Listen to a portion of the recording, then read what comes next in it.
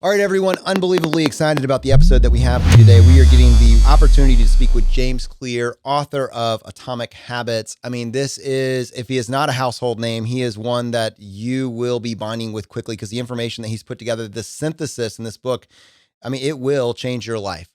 I say this to say right now, his book is number 11 on all of Amazon. All of Amazon books he blew by that 1 million books sold within the first like 8 or 9, 10, 11 months of this thing. And I understand why.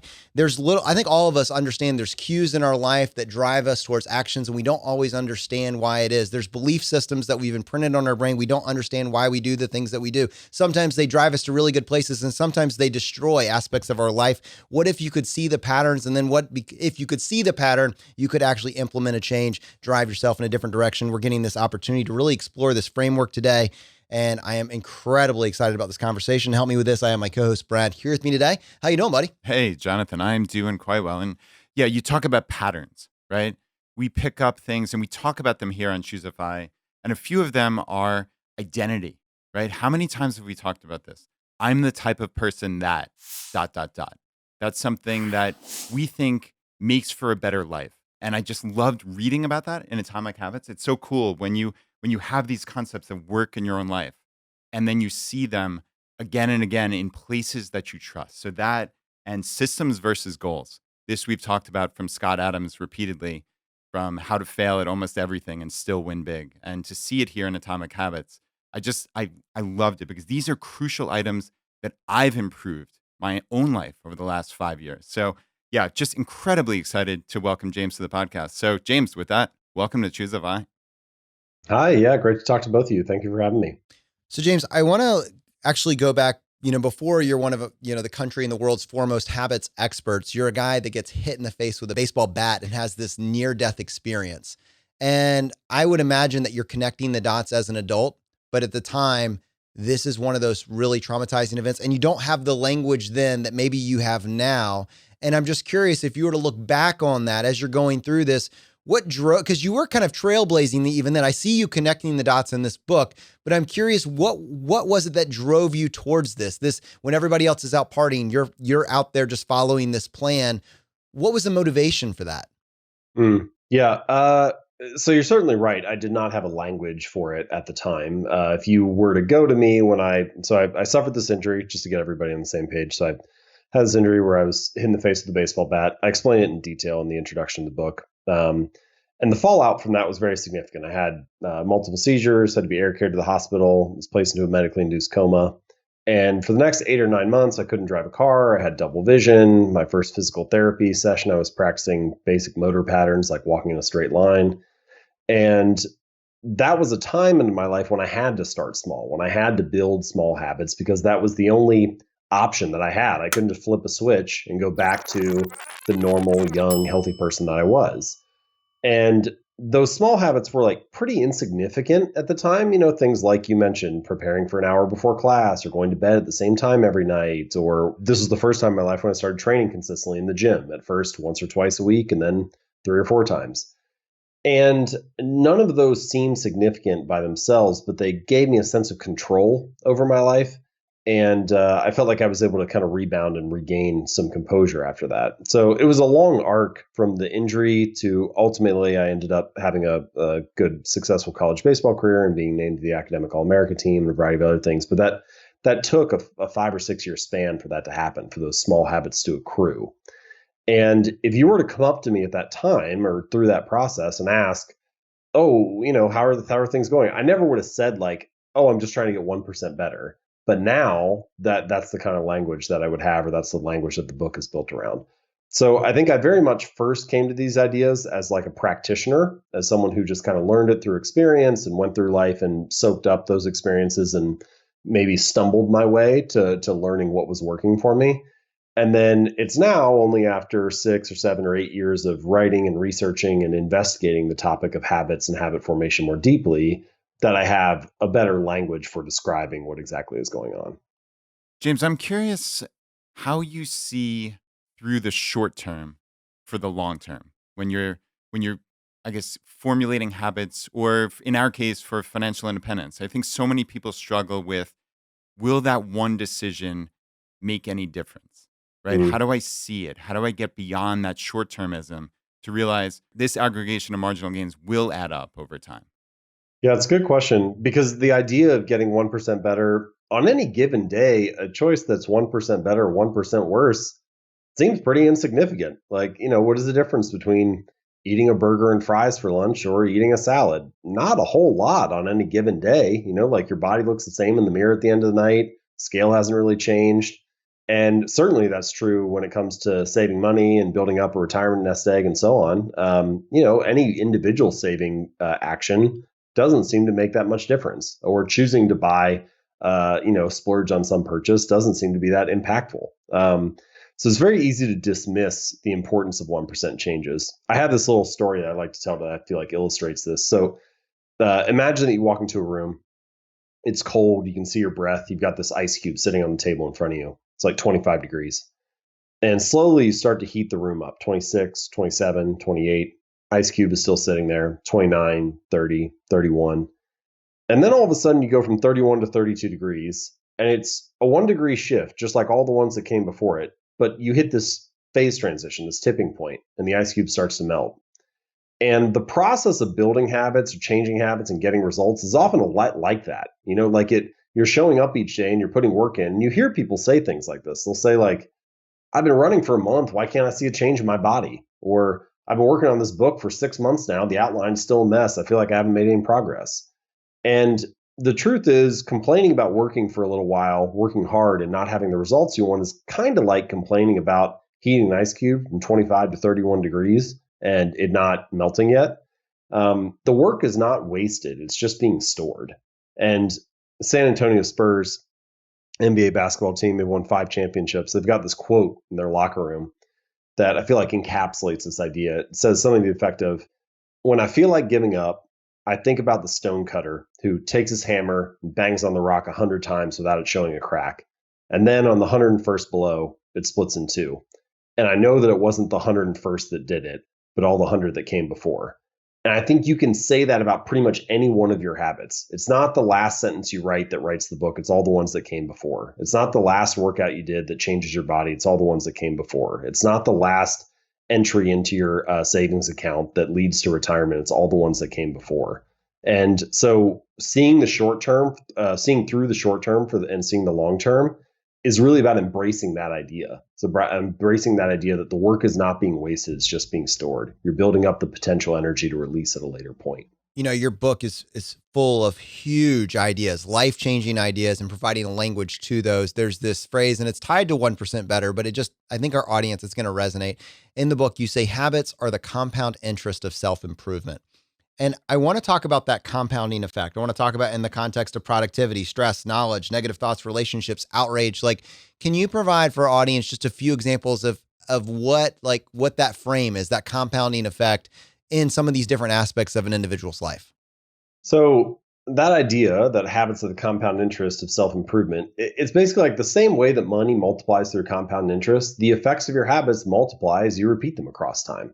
And we could say this about pretty much any area in life. Like the results that you experience are often a lagging measure of your habits. So your knowledge is a lagging measure of your reading and learning habits. Your bank account is a lagging measure of your financial and saving habits. Your body and physical fitness is a lagging measure of your training and eating habits. And the hallmark of any compounding process is that the greatest returns are delayed. And so you really need patience to let those things to start to accrue and compound. So to take knowledge, for example, no, reading one book will not make you a genius, but a commitment to a habit of lifelong learning and a commitment to a habit of reading, well, now all of a sudden those things, it's not just that like you add one book to the pile of what you've read. You also, each time you read a new book, you make connections with all the old books that you've read. You have a new way to look at all the previous ideas that you've consumed. And so there's this like compounding nature of how ideas connect together and build on top of each other. It's not just one thing. Productivity is another one you mentioned.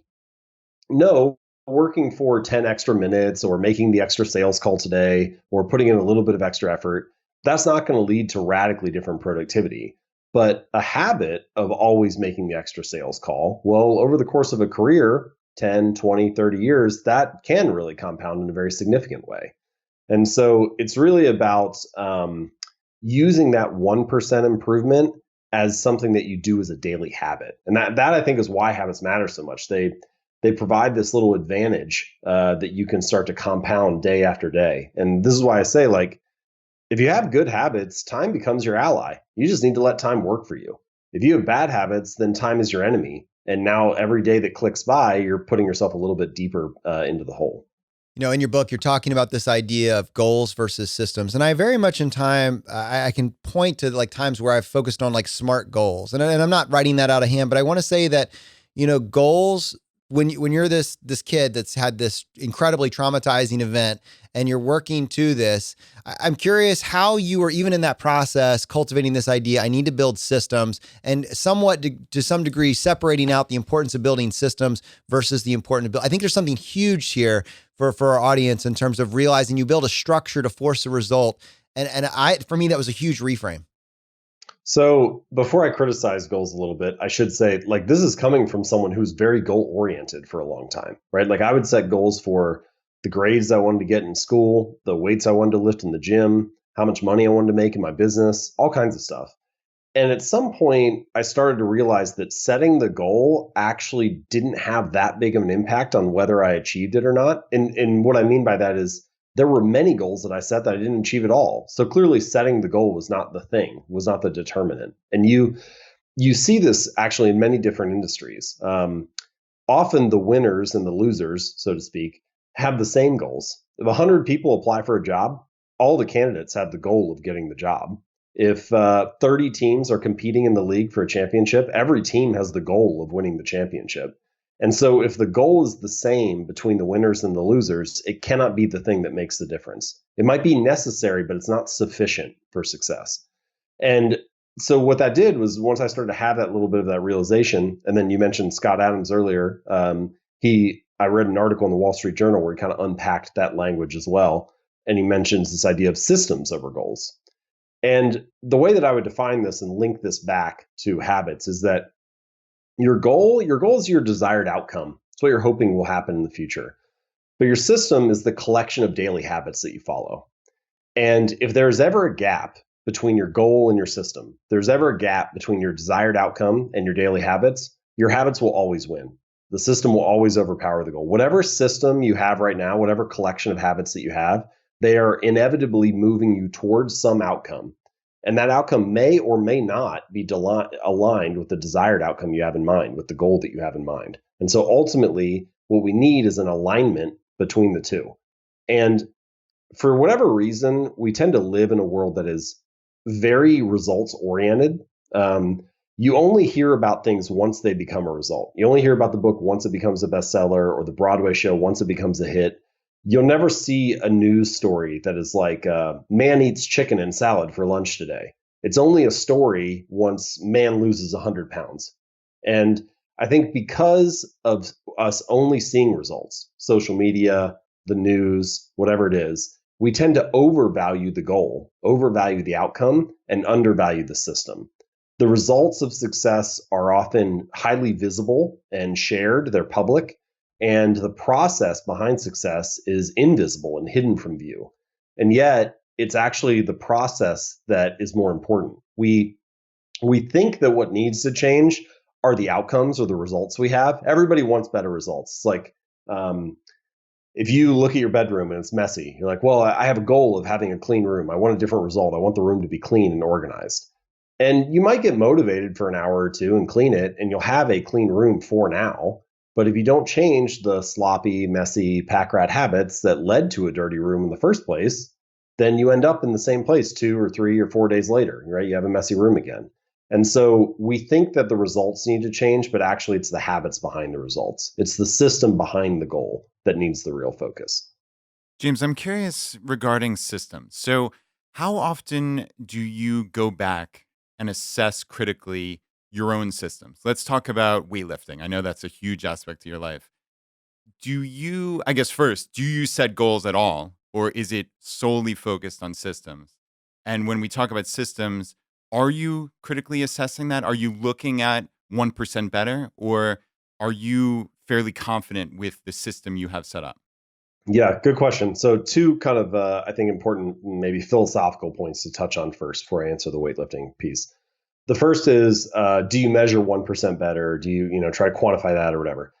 The idea of getting 1% better each day, I think it's more useful if it's embraced as like a philosophy, as in I'm always looking for some small advantage or I'm trying to find some way to get better today. Like a person can always improve, that kind of mentality.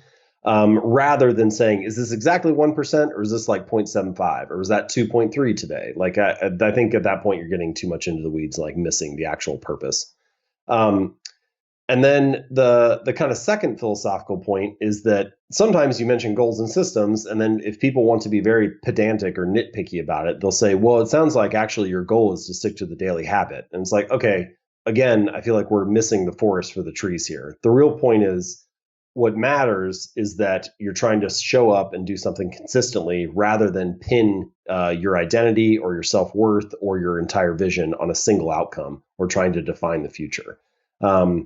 And I think that the way I think about this and integrating it into my own life, whether it's weightlifting or business or somewhere else, is that people who focus on goals are short-term thinking, tend to exhibit short-term thinking and are focused on winning one time, whereas people who focus on systems exhibit longer-term thinking and are focused on winning repeatedly. And so it's not that results don't matter in life. Results do matter, and the world is actually quite outcome focused. But it's that by embracing the system and building a better system, you can win again and again. Whereas if you're just focused on racing this one marathon, now you don't have the goal to propel you after the race is over. And so the system is more cyclical and almost like an infinite game, whereas a goal is a more finite, contained, short-term game. So that's kind of, I think, an important philosophical approach to understand. As far as how I apply it to weightlifting, I have gone through various phases. I've been training in the gym for over a decade now. And so at some points, I've done programs where I've had like a really firm goal that I wanted to hit. And I spent 6 months working on it or a year working on it and did different training blocks for it. And then at other times, like right now, I have just tried to show up each day and get my reps in. And the funny thing is, I think my progress has been roughly the same. As long as I don't miss workouts. And that, again, is a definition of sticking to the system. So whether or not I really wanted to hit a number or not actually was not nearly as important as am I getting my reps in. I actually came across a piece of paper. I wrote this goal down when I was a sophomore in college, long before I had any of this language or described it in this way. I wrote down a goal for a weight I wanted to hit on bench press. And 11 years later, I hit it. Long after I actually wanted to hit the goal and long after I'd like forgotten about writing it down. And the only reason that happened is because for the 2 or 3 years before I hit it, I didn't miss workouts. And it's like there's not really that much mystery to it. It's the more that you stick to the system, the more the results follow naturally. And so I don't want to act like I haven't had goals. As I mentioned, like I was very goal oriented for a long time. I've had them in a lot of different areas, but whether or not you achieve them has very little to do with the goal itself. And this is why I'd summarize it and say, you do not rise to the level of your goals. You fall to the level of your systems. It does not matter whether you have the goal or not. The system will take you there inevitably if you stick to it. You know, I'm curious when you're going through that dip, if you will, and you're talking about never miss a workout, part of that comes from your identity. And you can spill this over. And I love, and Brad was set up the episode by talking about this, but you go into great depth about how your identity drives many of your habits and how if you recognize that, you can slowly reframe, use this incredible example of two smokers that are trying to quit. And I'm just curious, like, help our audience. What's the language that you uncovered for what is the story you tell yourself about yourself? And how does that spill over into your actual actions, either consciously or unconsciously? Well, so there's a lot to discuss here. So let me kind of attack it from a few different angles. The first division is that you can have either an outcome-based habit, which is what most people do. They say something like, I want to lose 30 pounds in the next 6 months. And they focus on that outcome. Or I want to double my income or something like that. And then usually you can imagine it's kind of like the layers of an onion. On the outermost layer, you've got the outcome. I want to lose weight. Then you go one layer in, that's your habits or your process. So it's like, in order to lose weight, I need to go to the gym 4 days a week. And then the implicit assumption is if I follow this process and I hit this outcome, then I'll be the person I want to be. That it'll like kind of naturally, we'll let it come naturally. And my argument is, so that's an outcome based habit. You start with the outcome, you let the identity fall naturally. But we can actually invert that process. So the innermost layer of the onion is your identity, who you wish to become. And if instead of asking what result do I want, you can ask who is the type of person that could get that result. So sure, maybe you want to lose 30 pounds. Who is the type of person that could lose weight? Well, maybe it's the type of person who doesn't miss workouts. And so now your focus becomes on building a workout habit and being that type of person. And rather than letting the identity come naturally, you let the result come naturally. So you focus on who we wish to become first, you build habits that reinforce that desired identity, and then you let the results come naturally. And a second point that I want to make about this, which comes back to the smoking example you mentioned, is that the reason identity is so crucial is that all behaviors are tied to an internal narrative, an internal story to a certain degree. You can almost view your habits like a story that you tell when the context is right. So when you put a shoe on your foot and it's untied, that context that you play the little "I should tie my shoe" script in your brain. You play that little story. But then it's not just for simple things like brushing your teeth or tying your shoes. It's kind of how you build all habits. And so it's one thing to say, like, I'm the type of person who wants this. It's something very different to say, I'm the type of person who is this, to have a different story attached to it. And that's why I say, like, true behavior changes identity change. So in the smoking example, you walk up to someone and you got two people there and you offer them a cigarette. First person says, oh, no, thanks, I'm trying to quit. Second person says, oh, no, thanks, I'm not a smoker. And it's the same action. They're both declining the cigarette. But the first person still identifies as somebody who smokes and they're trying to do something that they're not. And the second person no longer identifies as a smoker. And that shift in identity, it signals a shift in motivation, a shift in internal story. You don't really have to convince yourself to do it as much because you're just acting in alignment with the type of person you already see yourself to be.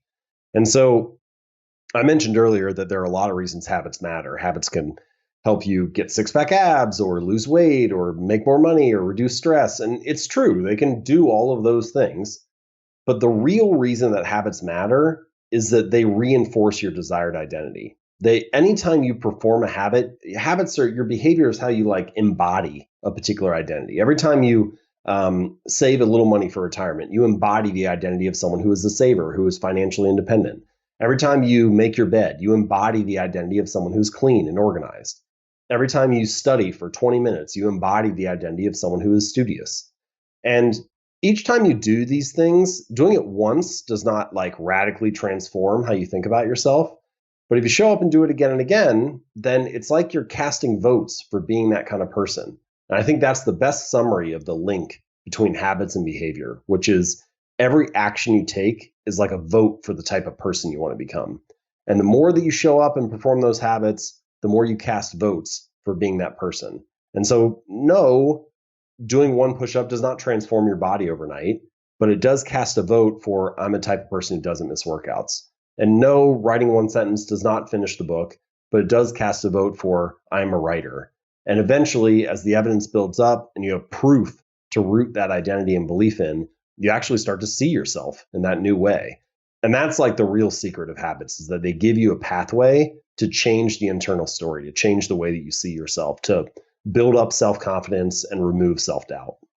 Yeah, James, that's interesting because I was waiting to read that exact line on page 38. Every action you take is a vote for the type of person you wish to become. I love that.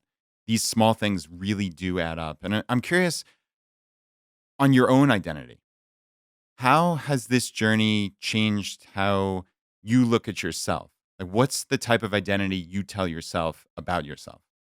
Yeah, that's a good question. It's definitely shifted, and so let me share like a struggle I had with it, and kind of I think this is something that's fairly common when people are dealing with this. So, the danger is that you let a single belief, a single aspect of your identity, overpower everything else. Because if you cling too tightly to one identity, it becomes hard to grow beyond it.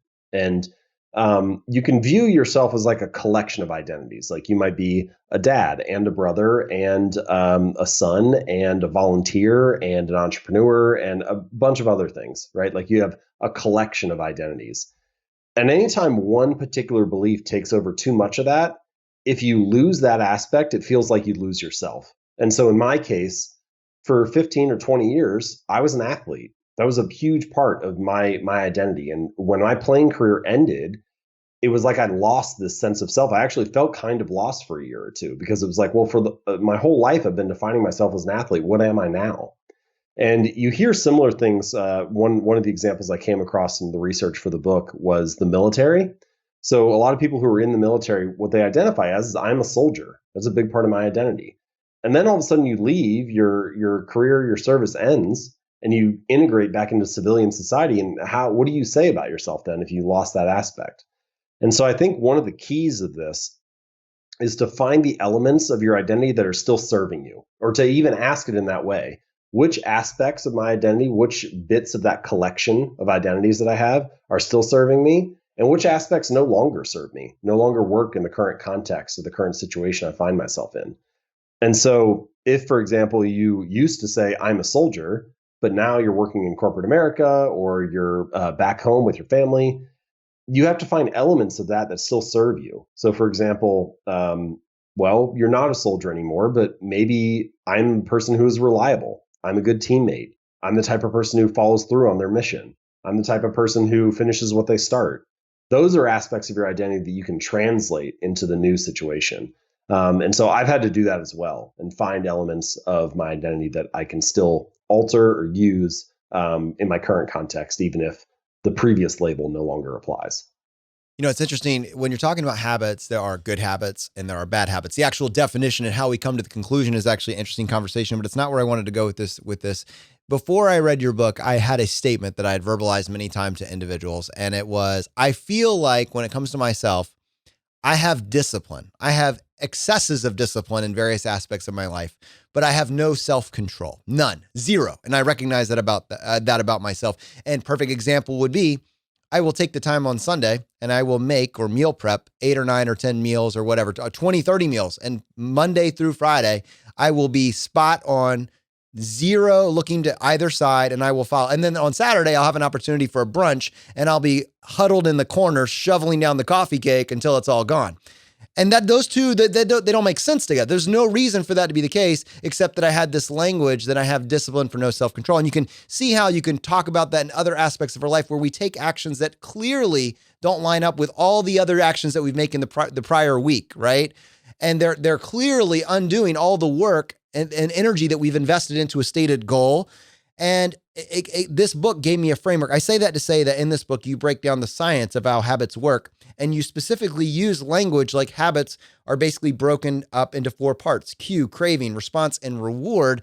In the context of what I just said, like, what is the science of habits? Like, does that make sense? And do other people maybe experience that in different ways? Yeah, so I have a chapter in the book called The Secret to Self-Control. And it's mostly about that first stage that you mentioned, the cues. And some of the research on self-control is interesting. You know, a lot of the time people talk about, oh, maybe if you really wanted it, then you would do it. Or if you just had enough willpower or discipline or grit or persistence, then you would follow through. And certainly grit and willpower and persistence, they're very important qualities in life. But the takeaway from this research and some of what I mentioned in that chapter is that the people who exhibit high self-control and people who exhibit low self-control, they actually aren't that different. It's just that the people who exhibit high self-control are tempted less. And so what you're describing here is when you're in a disciplined environment, when the meals are already made, when you know exactly what you're going to make, when the only cue that you have is, hey, this prepackaged thing that I cut up on Sunday night, then yeah, you fall through just fine. But when you enter a new context, when you're in a different environment, the cues change and you're surrounded by coffee cake and pancakes and the rest of the brunch spread. Well, now all of a sudden you act just the same way everybody else does. You dive in. And so the lesson here, I think, is that if you want to improve your self-control, it is a very important thing. But the most effective way to do that is actually by redesigning your environment, by designing an environment where you're tempted less, where you come across negative cues less frequently, and simultaneously by creating an environment where the good habit is the path of least resistance, where you're surrounded by better options. And what you find is that it's much easier to stick to a good habit if you're surrounded by good options. That's awesome, man. Yeah, that reminds me of Jocko Willink's discipline equals freedom, right? You set up this framework where you have the discipline built in because you've front loaded the sacrifice in essence. You've created this structure where it's easy to make good decisions going forward because you've made maybe that tough decision up front. So yeah, I absolutely love that. I like to refer to it as like prime the environment. You Mm. basically want to prep the environment for the next use, for the next action, right? If you set the environment up so the next action is easy, then it's much easier to do the right thing when the time comes. Hey, James, one quote that really stuck out to me here in the book was many people think they lack motivation when what they really lack is clarity, right? You talked about willpower before, and people have this script that, oh, I don't have willpower or I don't have the motivation to lose weight. But I think you're arguing clarity is the bigger issue.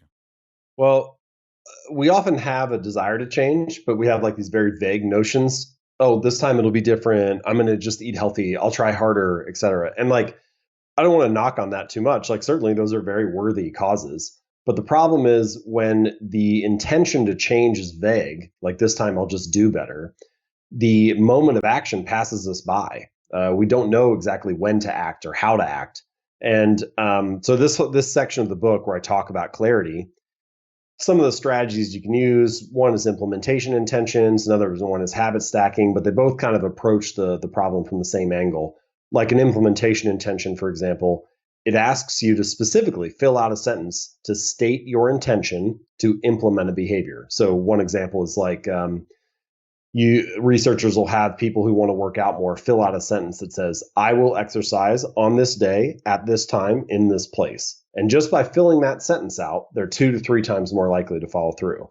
And there are hundreds of studies on implementation intentions. They've been shown to increase the odds that you'll do everything from go to the polls and vote, get your flu shot, show up for your doctor's appointment, recycle, even quit smoking. And the point here is that clarity makes it obvious when to act. It's less likely you'll let the moment of action pass you by. If you wake up and what you think is, oh, I hope I feel motivated to work out today, or I hope I feel motivated to write today, then yeah, all the time, everybody gets busy and then the time never seems to be right.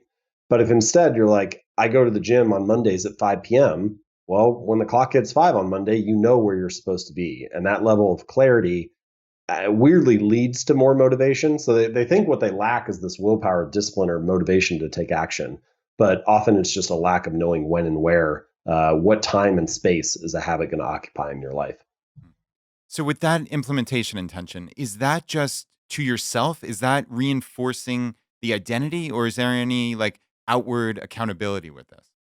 Well, so certainly as you get deeper and deeper into the book, I talk about layering the strategies together. And so, for example, you could layer an implementation intention with like a consequence or what scientists sometimes call a commitment device.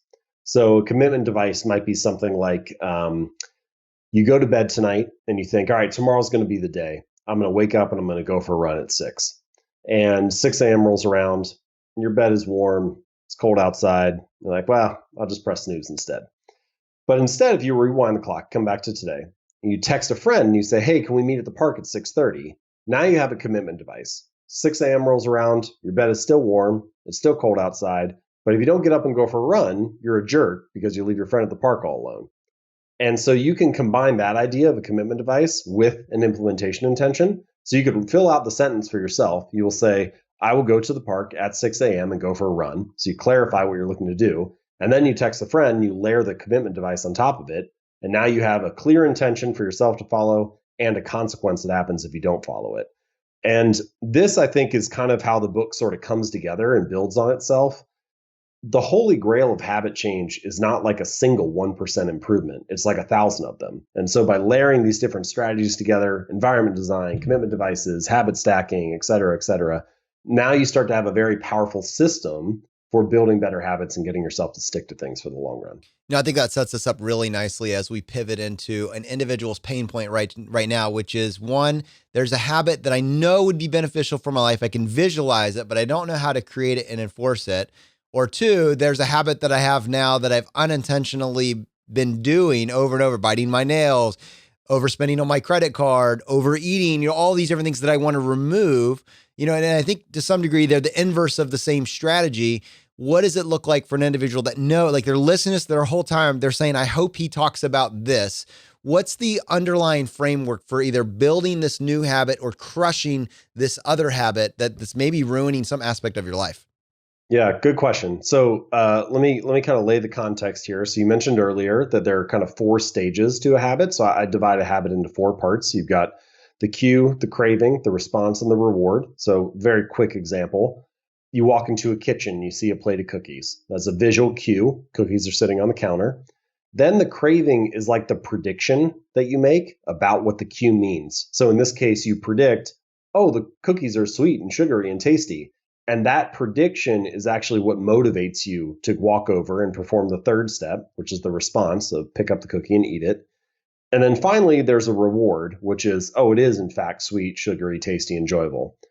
Now, not every behavior in life is rewarding. Sometimes things have a consequence, or sometimes they're just fairly neutral.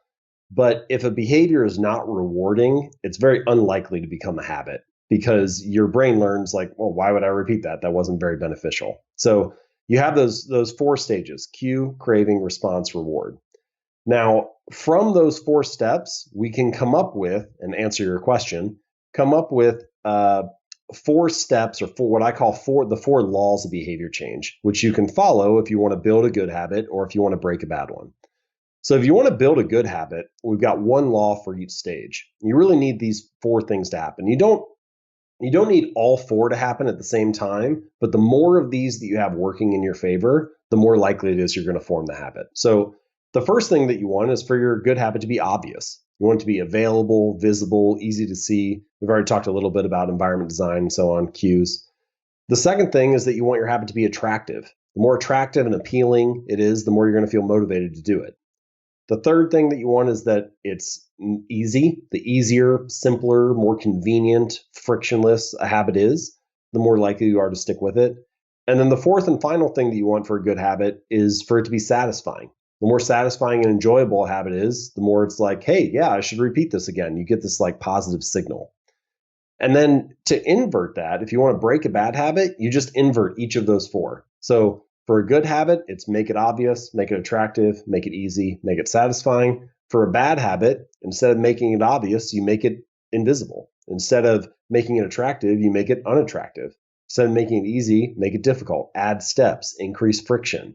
And instead of making it satisfying, make it unsatisfying. Add a consequence, like that example I just mentioned with texting your friend to meet at the park. So the more that you make your good habits obvious, attractive, easy, and satisfying, the more likely you are to stick with them. And the more that you make your bad habits invisible, unattractive, difficult, and unsatisfying, the less likely you are to fall into them. I love that, James. And you can visualize those. And I think you make this so accessible, so incredibly accessible. And the stories that you cover in here, the breadth of the research that you did, frankly, it's an entire other episode, how you uncovered all of these different aspects and brought it together to synthesize this. I want to talk about the book title, Atomic Habits. At what point did you know that is the name of this book? And what's the why behind that? So I chose the phrase atomic habits, the phrase atomic specifically, for 3 reasons. So the first meaning of the word atomic is tiny or small, like an atom. And that is a big part of my philosophy. Habits should be small and easy to do. The second meaning of the word atomic is the fundamental unit in a larger system. So atoms build into molecules, molecules build into compounds, and so on. And your habits are kind of like that. They're kind of like these little routines, these little fundamental units that when you put them all together, you end up with the system of your daily routine. And then the third and final meaning of the word atomic is the source of immense energy or power. And if you put all 3 of those meanings together, then I think you understand sort of the narrative arc of the book and certainly the meaning of the title, which is if you make changes that are small and easy to do, and you layer them on top of each other like units in a larger system, 1% on top of 1%, then you end up with really powerful or remarkable results in the long run. And so I think all three of those meanings, the word atomic and the phrase atomic habits, are encapsulated in the book. And yeah, it just seemed like the right word. James, I wanted to talk real quick about both social norms and belonging to a tribe, and Mm. how this really, we see this with the financial independence community, right? Keeping up with the Joneses. We always hear that. But yet there's this subset of people who are bucking those social norms. And I think a lot of it has to do with this FI movement that we're seeing really spread across the globe. And I know you talk about both social norms and belonging to a tribe. And I'm curious if you've thought about that in, I guess, current sense of financial independence, or where you've seen that in other aspects that are going on currently.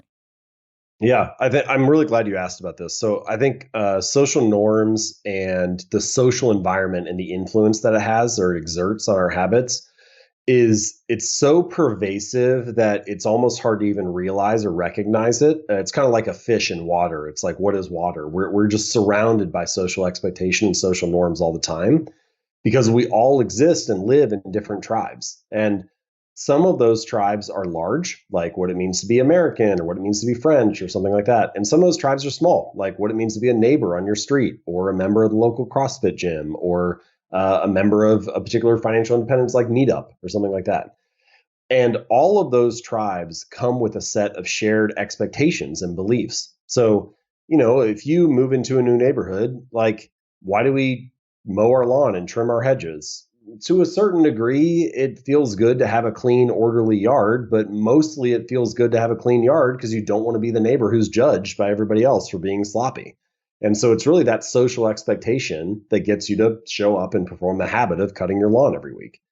And that same kind of thing happens all over the world with all kinds of habits and behaviors. And so, in reference to the kind of growing of the financial independence movement, it's impossible to measure this to know exactly like how many more people are doing it now than would have otherwise. But I would imagine that a large percentage of people have, through finding out about it, performed greater saving behaviors, set themselves on this path to financial independence, and otherwise change their spending and saving habits because the community exists, because they're able to connect with a group that is different than the keeping up with the Joneses norm, where it's normal to save or to be frugal. It's normal to think on very long-term time horizons. It's normal to approach saving with a radically different mindset than what the average consumer does. And having a group where you can go to like that, I think it's a very powerful force.